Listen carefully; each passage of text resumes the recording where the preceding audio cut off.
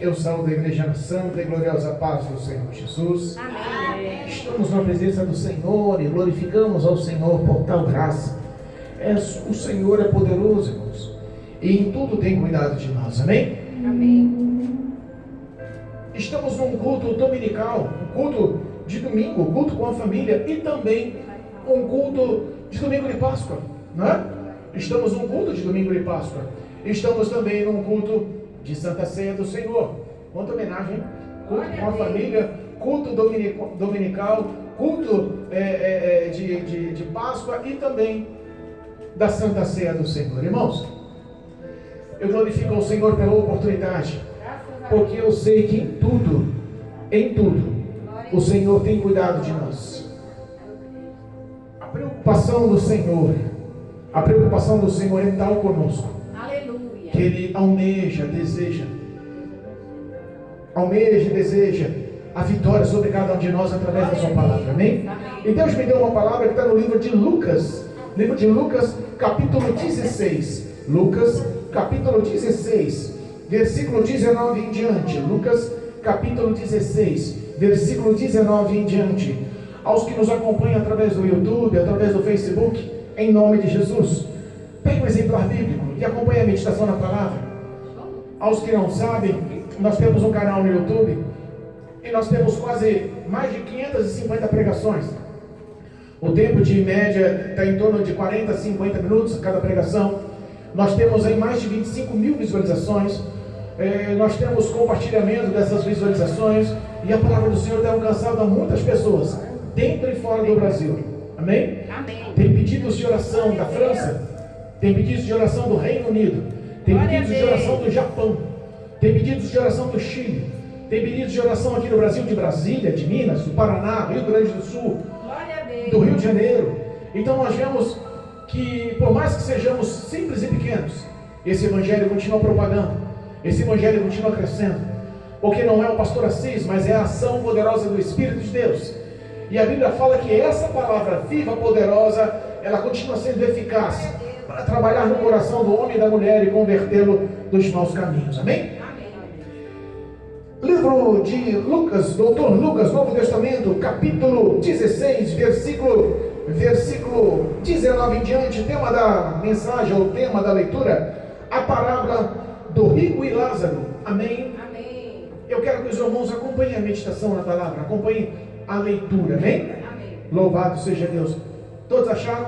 Vamos ficar em pé em nome de Jesus, em respeito e reverência ao poder vivo dessa palavra. Amém? Versículo 19 diz assim: Ora, havia um homem rico e vestia-se de púrpura e de linho finíssimo e vivia todos os dias regalado e esplendidamente. Havia também um certo mendigo chamado Lázaro, que jazia cheio de chagas à porta daquele, e desejava alimentar-se com as migalhas que caíam da mesa do rico. E os próprios cães vinham lamber-lhe as feridas, as chagas. E aconteceu que o mendigo morreu e foi levado pelos anjos para o seio de Abraão. Morreu também o rico e foi sepultado. E no inferno ergueu os olhos, estando em tormentos, e viu de longe a Abraão e Lázaro no seu seio. E chamando, disse: Abraão, meu pai, tem misericórdia de mim, e manda Lázaro que molhe na água a ponta do seu dedo, e me refresque a língua, porque eu estou atormentado nestas chamas. Disse, porém, Abraão: Filho, lembra-te de que recebeste os teus bens em tua vida, e Lázaro somente os males. E agora este é consolado e tu atormentado. E além disso, está posto um grande abismo entre nós e vós, de sorte que os que quisessem passar daqui para vós não poderiam, nem tampouco os de lá passar para cá.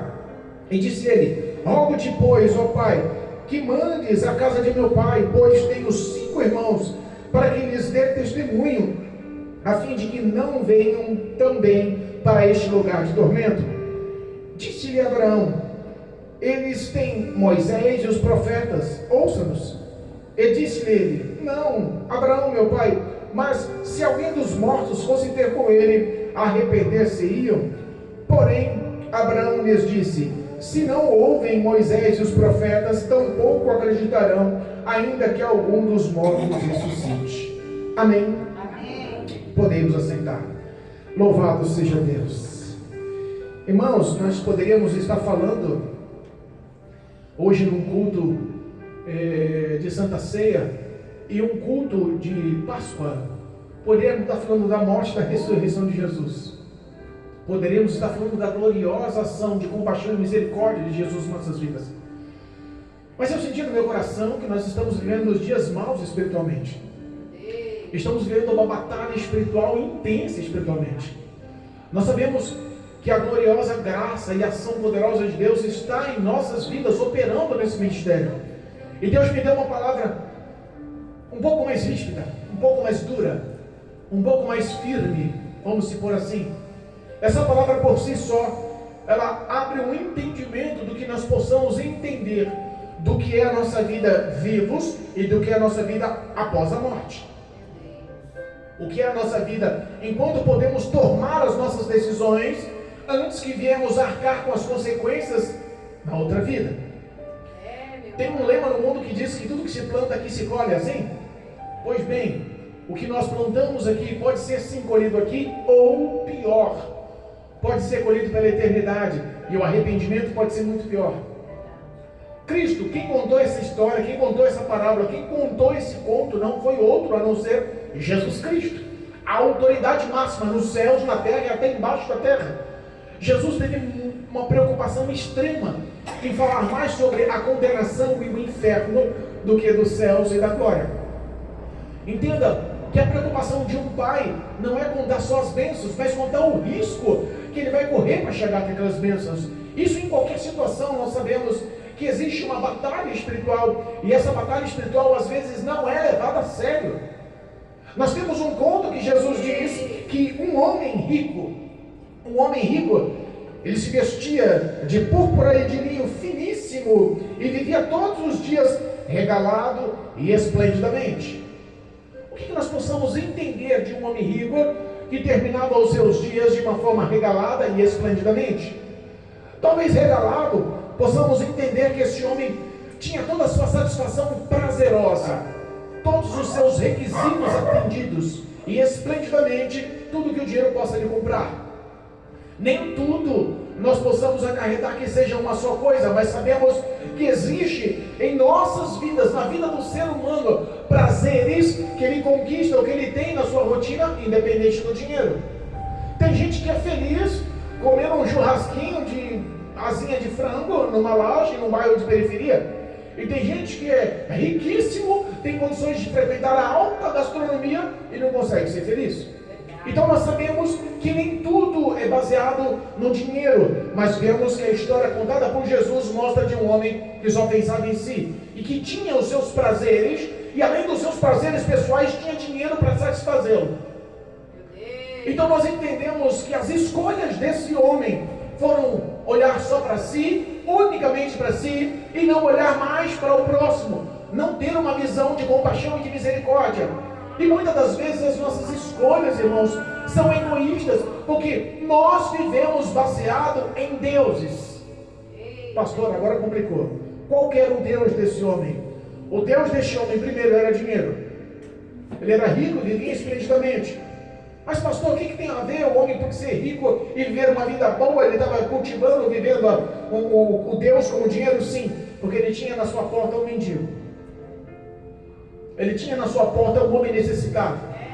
Ele tinha na sua porta um homem chamado Lázaro. E esse homem chamado Lázaro tinha desejos de comer as migalhas que caíam da mesa daquele homem. Tradução, no mínimo ele tinha visão. Ele sabia o que aquele homem comia todos os dias. Ele sabia qual era a refeição, ele sabia o apetite, o desejo, ele sabia toda a vida, toda a luxuosidade, o glamour, toda a ostentação da vida daquele homem. Mas ele estava à porta, observando de longe, com desejo de comer o que lhe sobrava, e acima de tudo, além de ser um mendigo, um morador de rua, também estava doente, cheio de chagas e feridas. A única companhia que ele tinha era um cachorro, que ele fazia uma companhia, ele lambia as feridas. Meu pai. Que vida, né? E aí Jesus conta uma parábola de um homem esplendidamente, ricamente, que vivia a sua vida com todos os seus prazeres, e a história de um homem mendigo, morador de rua, doente, que a única companhia era cachorros. Mas pastor, eu não entendi até agora que guerra espiritual é essa, o que isso tem a ver com a minha vida? Eu quero que você saia daqui entendendo a palavra em nome de Jesus. Existem, irmãos, em nosso poder de escolha, existe uma consequência tão severa, que às vezes nós só vamos entender quando realmente perder a oportunidade de mudar a história. Esse homem passou a vida vivendo como um mendigo, esperando compaixão e misericórdia. Nós vemos muitas pessoas esperando por misericórdia, por compaixão das nossas vidas. Pastor, mas é um mendigo, é um morador de rua? Não. Às vezes espiritualmente é aquele que está do seu lado. Espiritualmente é aquele que é um mendigo e espera uma migalha, não de comida material, mas do alimento espiritual, que é a palavra de Deus, que você ouve todos os dias na igreja, mas não tem coragem de compartilhar com quem está do seu lado. Às vezes está do seu lado morador de rua, não tem teto, e a Bíblia fala que a casa do Senhor é tido como casa de oração, casa de Deus, onde recebe seus filhos, mas nós não temos condições psicológicas, emocionais e muito menos espirituais para olhar para o próximo, somente para si. Eu não vou chamar não, porque você não quer saber de igreja não. Já paramos para pensar que algumas das vezes tomamos algumas decisões que machucam, entristecem, magoam tantas pessoas que esperam uma palavra de crente, porque o crente é um ponto de referência. As pessoas que passam à frente desse ministério esperam atitudes de compaixão, de amor e de santidade das nossas vidas. E às vezes olhamos só para si. Esse homem estava doente, cheio de chagas e feridas. Quantas pessoas espiritualmente estão doentes? Quantas pessoas esperam só um abraço? E sabe o que nós fazemos? Dormimos espiritualmente. Dá sono, não dá sono? Quando a palavra chega, o diabo tenta roubar nosso entendimento da palavra e dá sono. Essa batalha espiritual que eu quero que a senhora entenda hoje. A senhora não veio aqui por acaso. O Espírito Santo de Deus se trouxe aqui para abrir o seu entendimento. Não só a senhora, como a sua filha e o seu genro e toda a sua família. Deus tem um projeto lindo de salvação nessa noite. Luta contra esse sonho. Deus vai te dar vitória para compreender essa palavra. E o Espírito Santo de Deus vai mudar a sua vida a partir de hoje. Em nome de Jesus. A Bíblia fala que ambos morreram. Ambos morreram. Morreu o homem rico e morreu o Lázaro, o mendigo. A propósito, a palavra, o nome Lázaro quer dizer Deus auxilia. Jesus não ia escolher um nome à toa sem significado. Existe um auxílio para os pobres, irmãos. Jesus Cristo veio para os pobres. Jesus Cristo veio para o pecador, veio para o abandonado, veio para o doente. Ele veio para que nós possamos se sentir refugiados, porque a sociedade não nos aceita. Todo mundo apoia quem tem dinheiro. Você é o que tem no bolso ou não. Mas espiritualmente, a Bíblia fala que ambos morreram. Lázaro foi levado pelos anjos. Foi levado pelos anjos ao seio de Abraão, aos céus. Mas aquele homem rico morreu e a Bíblia fala que ele simplesmente foi sepultado. E aí existe uma escolha. E essa escolha nós temos que fazer enquanto estamos vivos, para compreender e entender que se amanhã, com amanhecermos do outro lado da vida espiritual, não viemos se arrepender. Nessa vida, o crente muitas das vezes passa tantas dificuldades que não conseguem ser compreendidas, porque a prova e a luta é espiritual. Aleluia. Vivemos de uma forma tão difícil. Repara que para o crente tudo é difícil. Tudo é complicado. Se qualquer outra pessoa comete uma gafe, ninguém lembra, mas se um crente comete uma gafe, aponta, diz que é crente ainda. As coisas para o crente é diferente. É por isso que às vezes as nossas provas e lutas, que são tão intensas e difíceis, são acompanhadas por Deus, porque cada provação que passamos serve para a nossa purificação e para se aproximarmos ainda mais de Deus pelo poder da palavra do Senhor. Mas aquele homem rico não deu crédito. Aquele homem rico morreu, foi sepultado e acordou no inferno. Irmãos, tem noção do que é o inferno? Não é o que a mídia passa para você. Não é o que nós entendemos do que seja o inferno. Existe um escritor, poeta, um homem de grande influência que viveu no século XII, chamado Dante. Ele escreveu um livro chamado Inferno de Dante. Esse livro se tornou uma grande peça teatral e se tornou a maior e melhor classificação exposta para que possamos entender o que é o inferno. E a mídia e toda a imprensa e meio de comunicação colocam em nossa cabeça esse tipo de inferno. Nós imaginamos que o inferno tem lá Satanás, grandão, chifrudo, com tridente, sentado no trono, dando ordem para os demônios para atormentarem todos os que estão lá mortos. Não é assim que passa na nossa cabeça? Está lá os demônios atormentando, está lá o diabo dando risada, sobressaindo sobre as almas, as pessoas estão lá chorando, estão passando dificuldade. Não é assim não, irmãos. O inferno é bem pior. O mundo nos ensina a temer o diabo no inferno, e a Bíblia nos ensina a temer a Deus. Em Apocalipse capítulo 1 fala que Cristo, o nosso próprio Deus Salvador, tem 7 olhos de fogo, e o fogo do Senhor é um fogo que consome pecado. É esse tipo de fogo que vai reinar no inferno. É esse tipo de fogo que vai atormentar as pessoas no inferno. Queima pecado, queima iniquidade, queima rebeldia, queima os erros que as pessoas não querem se arrepender. Lá no inferno não foi preparado para homens, foi preparado para demônios. E se esse fogo que consome e atormenta foi preparado para demônios que têm uma capacitação muito maior do que o ser humano, imagina qual o tamanho das dores do ser humano lançado num lugar desse. Apocalipse capítulo 20, versículo 15 nos lembra que o lago de fogo e enxofre é a segunda morte, e os que foram lançados lá foram lançados, os que não têm o nome escrito no livro da vida foram lançados na segunda morte, preparada para Satanás e seus anjos. O local lá não é para nós, o local lá é para demônios. Mas todo rebelde que vive e pratica o pecado será lançado. Às vezes nós não conseguimos entender, e nós podemos tentar classificar um pouquinho do que representa esse inferno. Eu separei alguns versículos para a gente tentar meditar. Amém? Amém. Apocalipse capítulo 14. Apocalipse capítulo 14. Vamos lá.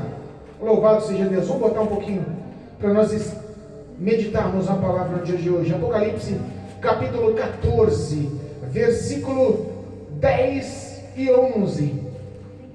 Louvado seja Deus. Diz assim: também o tal beberá o vinho da ira de Deus, que se deitou, não misturado, o cálice da sua ira será atormentado com fogo e enxofre diante dos santos anjos e diante do Cordeiro. Eita, Jesus. A classificação, a denominação do que é o inferno é a ira de Deus. É o castigo de Deus. É o castigo de Deus, é como uma taça da ira de Deus derramada sem mistura, pura ira, pura vingança, puro castigo, puro isolamento, pura solidão, pura dor. O sofrimento é constante e eterno, e diz que esse sofrimento, nessa tormenta, olha a parte do versículo, e será atormentado com fogo e enxofre. Eu botei no Google e pesquisei qual é o cheiro do enxofre. E o resultado da pesquisa no Google foi cheiro de podridão extrema, como de vermes em carnes apodrecidas, insuportável.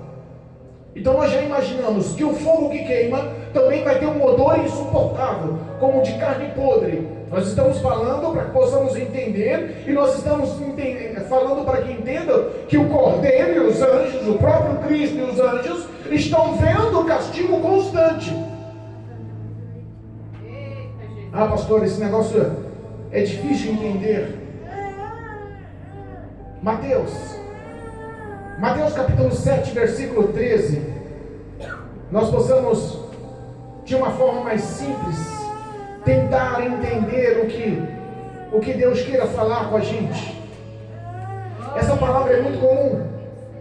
Versículo 13 diz assim: entrai pela porta estreita, porque larga é a porta, e espaçoso o caminho que conduz à perdição, e muitos são os que entram por ela.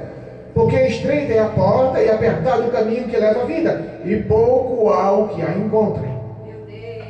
Repara uma coisa, a entrada ou o caminho que leva à entrada do céu é estreita, mas a entrada e o caminho que leva à perdição é larga.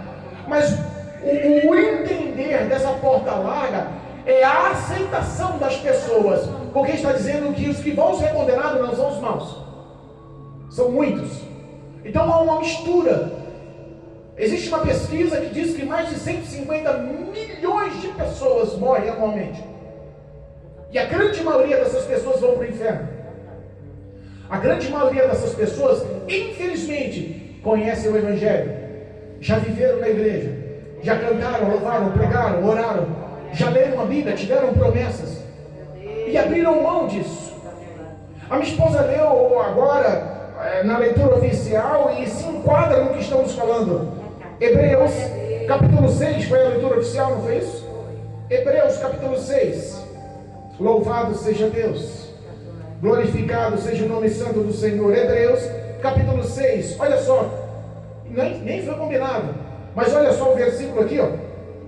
Versículo 4 de Hebreus capítulo 6. Porque é impossível que os que já uma vez foram iluminados, tradução, aceitaram a Jesus, e provaram o dom celestial, tradução, a presença de Deus, e fizeram participantes do Espírito, tradução, o Espírito morou na tua vida, foi participante da sua história, e provaram da boa palavra de Deus, é o que nós estamos se alimentando agora, alimentando a nossa fé, e as virtudes do século futuro, e as promessas que Deus tem feito em nossas vidas, e recaíram, sejam outra vez renovados. Aleluia. Versículo 6. E recaíram do que? Da fé. Desistiram do Evangelho, saíram da igreja. Olha, que para um Deus que é o Deus do impossível, Lucas capítulo 1, versículo 37 fala que Deus é o Deus do impossível, e para ele nada é impossível. Para o Deus do impossível, ele está falando que para ele é impossível resgatar essa pessoa. Porque é impossível, versículo 4, porque é impossível.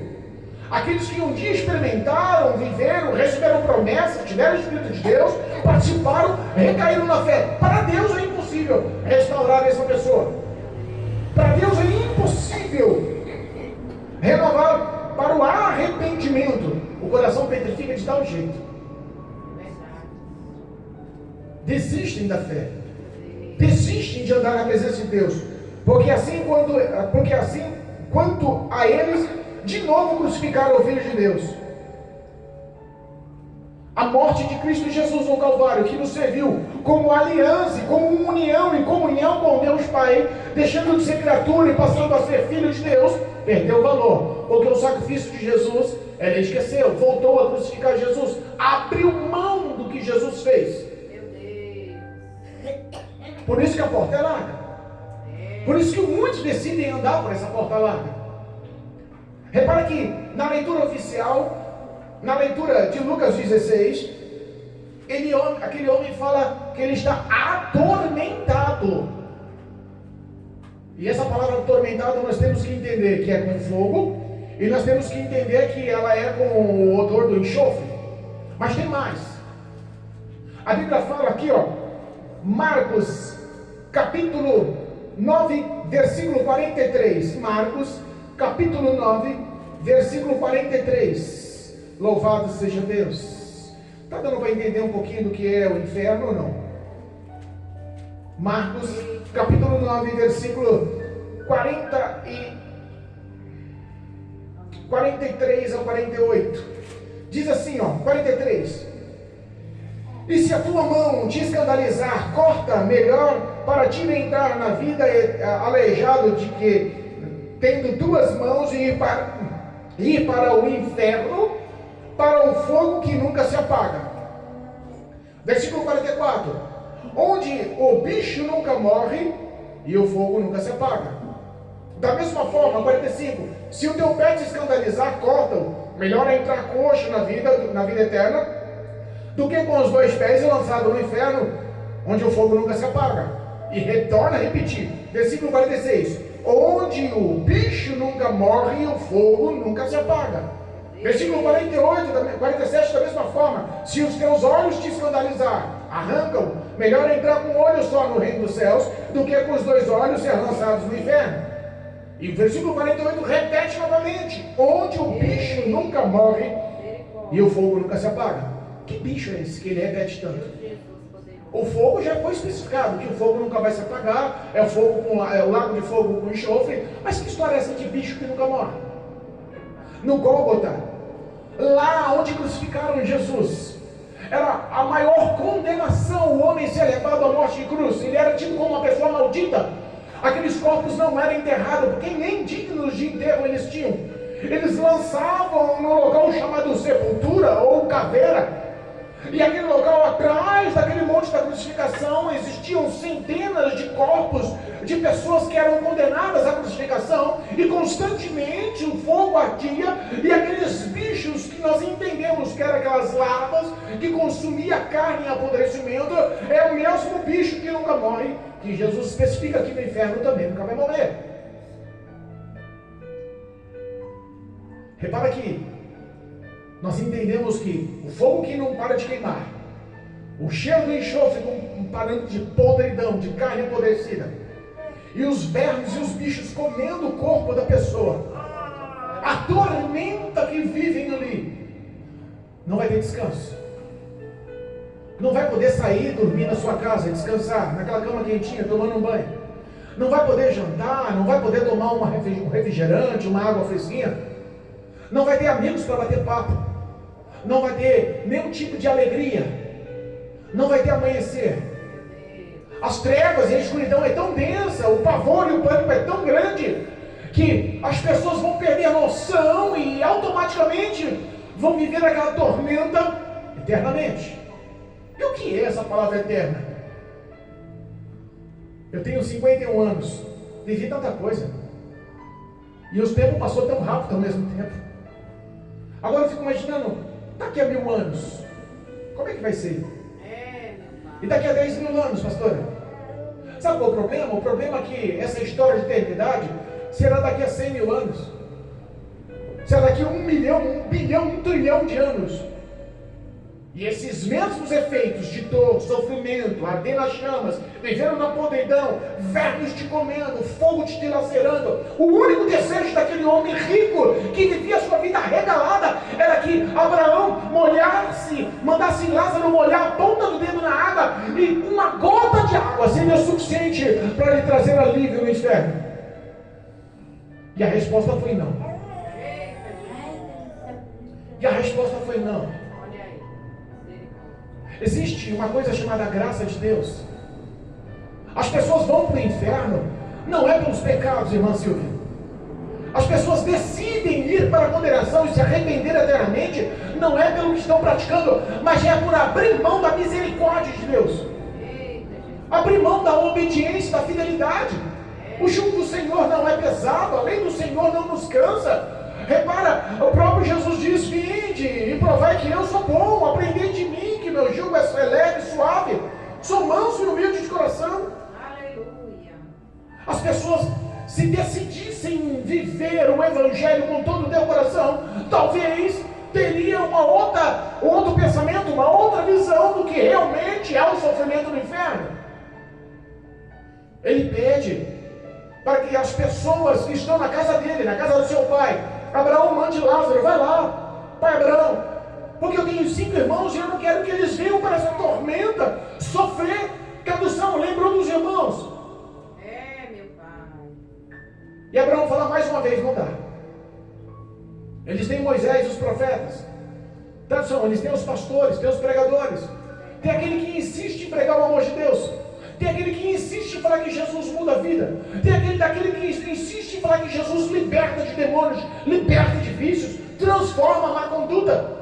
Tem aqueles que insistem em falar: Jesus ainda cura, Jesus ainda pode nos dar paz, pode dar a alegria da salvação, pode dar o Espírito Santo para mudar a história da sua vida. E muitas das vezes, sabe o que fazemos? Arrumamos desculpa. Lucas, na leitura oficial, Lucas capítulo 16, que nós estávamos lendo, louvado seja Deus, no versículo 15 diz assim, olha que forte: Versículo 15, no capítulo 16 de Lucas. E disse-lhe: vós sois os que vos justificais a vós mesmos diante dos homens. Ninguém te justifica, quem justifica é você mesmo. Para as outras pessoas, você quer a aprovação de outras pessoas. Vós justificai diante dos homens, mas Deus conhece o vosso coração. Porque o que entre os homens é elevado, ou é agradável, ou aprovável perante Deus, é abominação. É recusado perante Deus. Não adianta você ganhar a aprovação do homem. Tem evangelho que está massageando o ego aí. Tem igreja inclusiva, que deixou de ser protestante contra o pecado, está sendo gospel inclusiva. Vem como você está, não tem problema não. Pode continuar da mesma forma. Vem um dia que você quer, ora quando você quiser. Quer continuar a sua vida lá fora, no pecado, no erro? Continua. Deus te ama de tal jeito que você já está salvo. Só para aceitar Jesus, você vai para o céu. Pode continuar vivendo o pecado. Nós vemos igrejas aí que estão apoiando todo tipo de erro. Homossexualidade, prostituição, ganância, prosperidade em excesso. Quantas mentiras sobre o dinheiro tem que Deus vai te fazer rico? Irmãos, o evangelho é aquele que confronta a gente, que faz a gente pensar nas nossas más obras. O evangelho é aquele que faz realmente a gente analisar e saber: será que eu estou agradando a Deus? Será que eu estou realmente sendo um bom filho? Será que essa palavra está mudando a minha vida? Será que as minhas orações estão sendo ouvidas? Será que eu estou orando de verdade? Será que está passando do teto da minha casa o meu clamor? Ou estou perdendo tempo, porque o meu coração continua lá no mundo? Porque eu estou na igreja, mas os meus pensamentos estão nos prazeres lá fora? Porque os desejos da minha carne continuam sendo maiores? Porque todas as minhas obras são para que os homens aprovem. As minhas vestes, as minhas falas, todo o meu modo de ser tem que ser aprovado pelos homens, porque assim eu me sinto bem. Deus conhece o nosso coração. E o que é aprovado ao homem é abominação ao próprio Deus.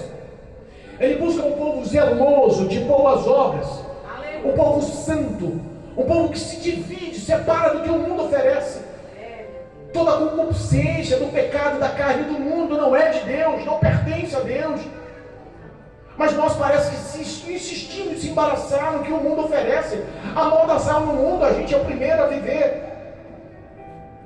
Nós estamos vendo hoje o pecado entrando nos lares cristãos, entrando nas igrejas, porque as pessoas não querem admitir os seus próprios erros e mudar as suas condutas. Ai daquele que faz a obra do Senhor relaxadamente. Ai daquele pelo qual vem o escândalo. Melhor seria lhe amarrar uma pedra de moinho ao pescoço e se lançar ao mar. Sabe que o ai de Deus me dá um medo, irmãos. Meu pai. Tem que gerar temor em nosso coração. Sabe por quê? Porque o amanhã não nos pertence. Se nós ouvirmos essa palavra hoje e sair daqui e falar assim: balela, vou continuar vivendo minha vida, é um direito teu, é um livre escolha tua. Mas o arrependimento pode ser pela eternidade. Vamos resumir o que Jesus falou sobre o inferno: é um local de fogo ardente, é um local que os velhos nunca vão morrer, sempre vão estar te comendo, é um local fétido e é um local que não foi preparado para você, foi preparado para Satanás, foi preparado para demônios. Se eles já estão sofrendo com toda aquela angústia, imagina qual será a nossa vulnerabilidade no local eterno daquele. Jesus Cristo veio desfazer as obras do diabo. A palavra de Deus, ela tem que germinar no teu coração. Eu sei que no começo da caminhada é difícil. Qualquer empecilho dificulta para vir para a igreja. Qualquer coisa a mais que nos torne importante, a gente abandona a leitura da Bíblia e a gente dá atenção para outras coisas. Qualquer coisa que nos roube a atenção, toma o privilégio do momento da oração. E quando nós estamos na igreja, que é para se alimentar dessa palavra, que é para essa palavra gerar fé em nosso coração, que essa palavra é para nos libertar, transformar, nós não temos força, porque diariamente estamos se mostrando fracos. Então na hora da batalha, diz a Bíblia que nós somos frouxos. Na hora da batalha espiritual, porque a hora da batalha espiritual é agora. É por isso que a Lia está com sono. É por isso que a mãe da Kézia está com sono. É por isso que o Lucas está com sono. E não é uma crítica pessoal. Isso é espiritual. Tem que cair por terra da vida de vocês. O compreender da palavra nos traz vida plena, abundante. A graça do Espírito Santo entrando em nosso coração e mudando os nossos hábitos. Uma frente. O amanhã tem que ser a glória que Deus preparou, porque Deus amou o mundo de tal maneira que Ele tirou o teu filho amado, o único filho, para padecer e morrer na cruz do Calvário, se apropriando dos nossos pecados. Ele decidiu nos justificar pelo sangue, pagando o preço por mim, pelo Lucas, pela Lia e pela mãe da Késia e por cada um de nós que estamos aqui. Glória a Deus. Se nós pararmos para entender tão grande amor, a Bíblia fala que quem muito pecou, muito mais amou. Se nós se justificarmos e falarmos, não, eu estou bem, para, esse negócio de pecado toda hora, todo mundo faz. Meu Deus. Esse negócio que todo mundo faz é a coisa mais comum, mais aceitável. Não, isso daí não tem nada não, não tem nada não, vai ser uma chave para a porta do inferno. Meu Deus. Analise a si mesmo. O marido não vai poder pegar na mão da mulher para ir para o céu. A mãe não vai poder pegar na mão da filha para ir para o céu. A salvação é independente, individual. Nós estaremos um dia frente a frente com o Cordeiro. Hoje é advogado. É advogado justo, que ama, que luta por você, que batalha, que te entende, te compreende, conhece teu endereço, sonda os seus pensamentos. Mas no dia do juízo, entenda o que vai ser o juízo final. O juízo de Deus, a Bíblia fala que nós seremos julgados pelas nossas obras. O juízo de Deus, a Bíblia fala que nós seremos julgados pelos nossos pensamentos, porque Deus conhece seu pensamento. O juízo de Deus diz que nós seremos julgados pelos nossos sentimentos e também pela nossa negligência. O bem que nós podemos fazer, não fazemos, pecamos. As nossas obras são vistas. Deus, lá em Malaquias capítulo 3, a Bíblia fala que tem um anjo que anota os seus feitos num livro chamado Memorial.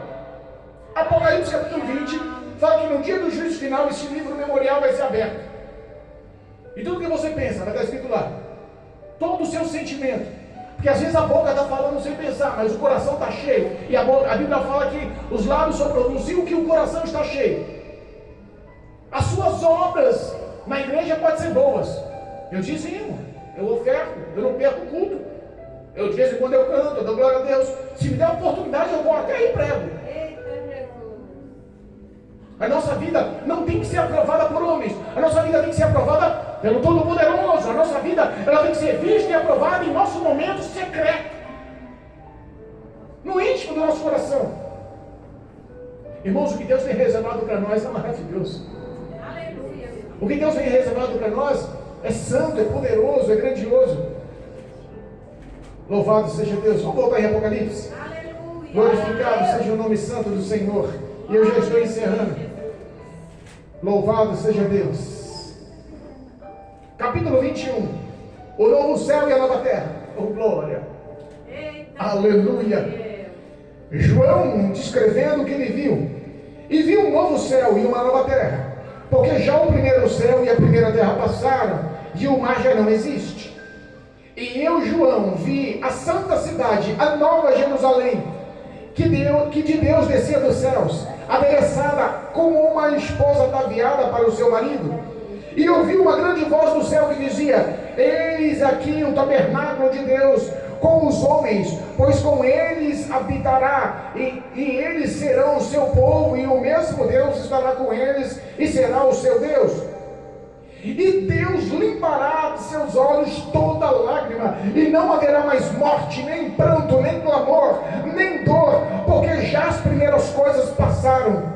E o que estava assentado sobre o trono disse: eis que faço nova todas as coisas. E disse-me: escreve, porque estas palavras são verdadeiras e fiéis. glória a Deus. Enquanto no inferno vai ter choro, no céu não vai ter choro. Enquanto no inferno a morte predomina, no céu não haverá morte. Enquanto no céu muita pessoa vai estar vivendo os prantos, as dores, os sofrimentos, os males, no céu estaremos vivendo tudo novo. Tudo se fez novo. Novo céu, nova terra. A Bíblia fala de vestes incorruptíveis. Chega de ficar comprando tecido, lavando, passando. Chega de sofrer as necessidades do dia a dia. Chega de fome, de humilhação, de doença. Chega. O que Deus tem reservado para nós é a imortalidade. O que Deus tem reservado para nós é a ceia que Ele diz que vai nos preparar. O que Deus tem reservado para nós nós, como reservou para Lázaro, em meio a tanto sofrimento quando vivo, teve acolhimento no seio de Abraão nos céus. O que Deus tem reservado para nós é o que diz a palavra: coroa, galardão, recompensa, salário. Aleluia. Deus é um bom patrão, um bom pai, cuida de nós. Verdade. Glória a Deus. Agora, as nossas escolhas podem ser eternas, irmãos. Meu Deus. Não há tempo de brincadeira.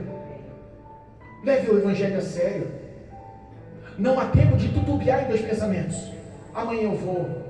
Não, tem um convite no culto hoje, mas surgiu, eu estou tão cansado. Se esforce.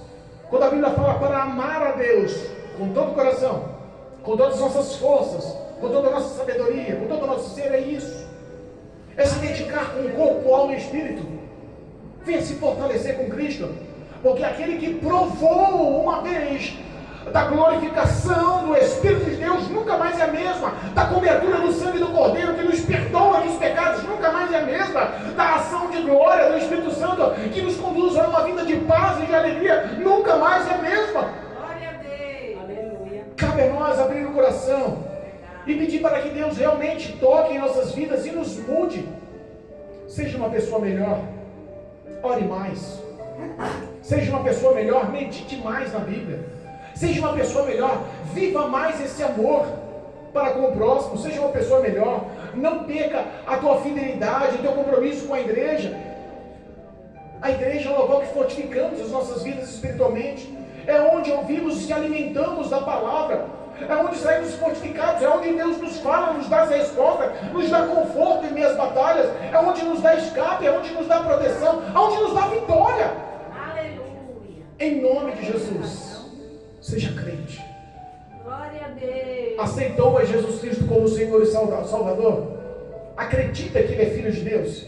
Acredita que Ele se fez carne, que foi morto e condenado em nosso lugar? Acredita que o sofrimento dele e toda a dor que Ele passou foi para nos dar paz, vida plena e abundante? Aleluia. Então recompense isso sendo fiel. Recompense isso sendo verdadeiro. Seja verdadeiro com o Senhor Jesus. Cristo não quer perfeição. Ele é poderoso para nos aperfeiçoar. Cristo, Ele quer ação de fé, verdade em nossas ações, fidelidade em nossas ações. Em nome de Jesus. Sai daqui sabendo que você é especial. O que o diabo não tem poder na sua vida, a não ser que você dê. Satanás é superestimado. Ele só vai aonde Deus permite.